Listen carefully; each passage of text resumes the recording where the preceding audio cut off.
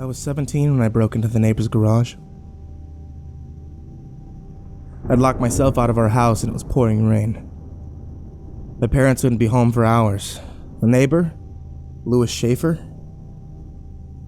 he had passed away 2 weeks before. That was a tough blow.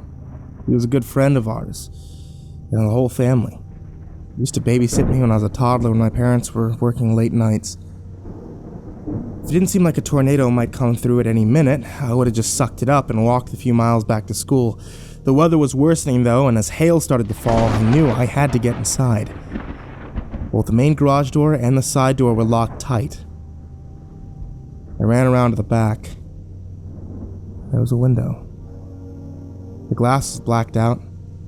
While I initially found that strange, my inquisitiveness dissipated as hail the size of ping pong balls pelted my head.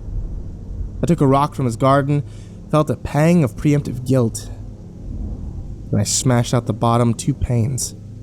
Being careful not to destroy any more than I had to, I pulled the wood out from between the open panes, checked for any remaining glass, and squeezed myself through the hole. The garage was very, very dark. I'd never been in there before.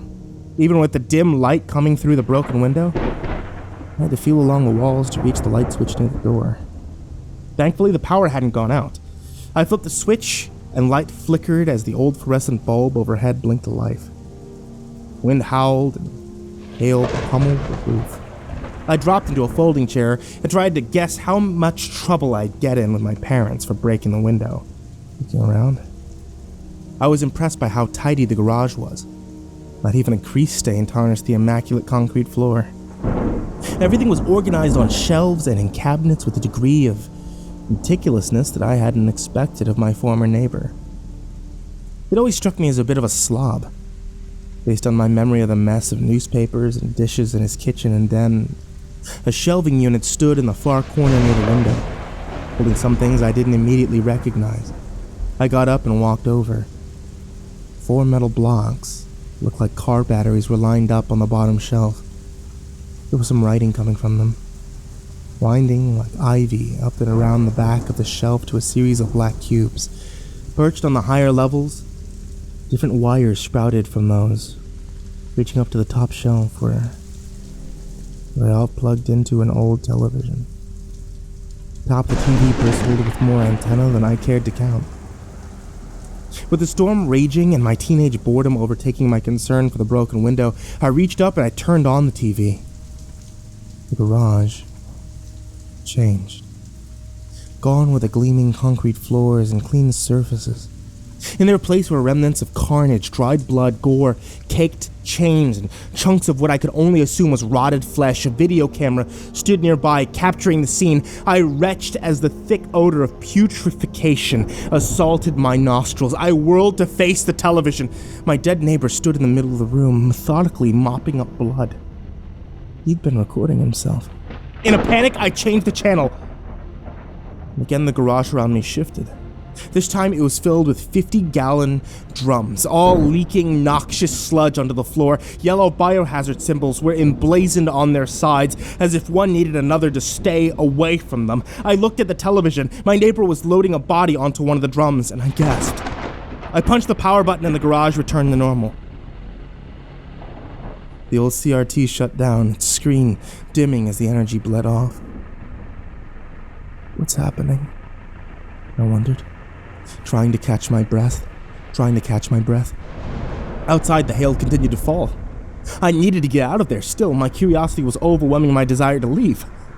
I'd never seen anything like this before. What had Mr. Schaefer been up to? And against my better judgment, I turned the TV on again. The 55-gallon drums returned. I changed the channel. The room filled with the carcasses of dead animals, squirrels, raccoons, birds, even a dog. On screen, Mr. Schaefer was rooting around inside the body of a raccoon, his arms slick with bright blood. A vague sense of recollection stuck with me. When I was little, I remembered going by Mr. Schaefer's garage and smelling something awful. I even told my dad about it, and he said a deer probably died nearby. At the time, I didn't give it any further thought, but now I wondered if I'd stumbled upon something without even knowing. The hail was tapering off. It looked lighter outside. I could probably go. Just one more, I thought. Just one more, then I could go back to school, and tonight I'll tell Mom and Dad what I found. With that, I changed the channel. The scene shifted. A tiny boy, maybe 2 years old at the most, was chained to a small chair wearing only a shirt. He was sobbing with an intense sensation of primal horror that began to build inside of me. I forced myself to turn towards the TV. I didn't want to. Everything inside me screamed, pleading me to push that shelf over and destroy it all. But before I could, I told myself not yet. My eyes met the screen. A glance was all I needed. I shrieked and pulled the shelf and all the electronics onto the floor. With a series of sparks and a burst of smoke, everything returned to normal. Everything, that is, except me. It was that one glance that changed me forever. That one glance showing the neighbor kneeling in front of me in that tiny chair. The one glance revealing that same birthmark that I still have on my shoulder.